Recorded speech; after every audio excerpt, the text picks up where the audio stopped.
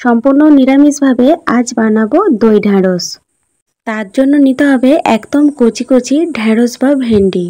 ঠিক এইভাবে কেটে নিতে হবে। এরপর একটা মশলা তৈরি করতে হবে। তাতে দিতে হবে বেশ কিছুটা টক দই, আর দিতে হবে কাশ্মীরি লঙ্কার গুঁড়ো, জিরে গুঁড়ো, ধনে গুঁড়ো আর হলুদ গুঁড়ো।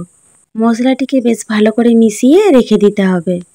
এরপর কড়াইয়ে সরষের তেল গরম করে দিয়ে দিতে হবে ঢ্যাঁড়স। পরিমাণ মতো লবণ দিয়ে নাড়াচাড়া করে অল্প ঢ্যাঁড়সগুলিকে ভেজে নিতে হবে।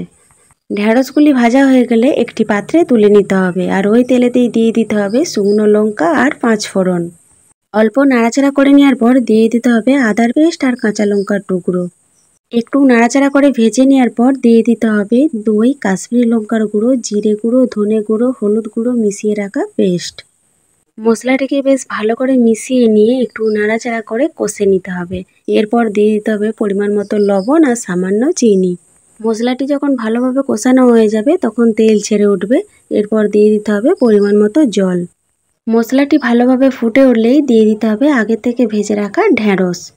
এরপর অল্প আঁচে ঢাকা দিয়ে বেশ কিছুক্ষণ ধরে ঢ্যাঁড়সগুলিকে সেদ্ধ করে নিতে হবে।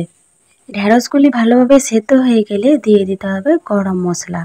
আঁচ বন্ধ করে অল্প নাড়াচাড়া করে 2 থেকে 3 মিনিট ঢাকা দিয়ে রেখে দিলেই দই ঢ্যাঁড়স তৈরি। তো বন্ধুরা, দেরি না করে গরম গরম রুটির সাথে পরিবেশন করুন। আজকের এই দই ঢ্যাঁড়স রেসিপিটি আপনাদের কেমন লাগলো অবশ্যই কমেন্ট বক্সে কমেন্ট করে জানাবেন। আর হ্যাঁ, এইভাবে একবার আপনারাও বাড়িতে বানিয়ে দেখতে পারেন, আশা করি ভালো লাগবে। তো বন্ধুরা, আরও নতুন নতুন রেসিপি পেতে হলে ফেসবুক থেকে দেখলে পেজটি ফলো করে দেবেন, আর ইউটিউব থেকে দেখলে অবশ্যই আমার চ্যানেলটি সাবস্ক্রাইব করে পাশে থাকবেন। আগামীকাল হাজির হব আবার একটি নতুন রেসিপি নিয়ে।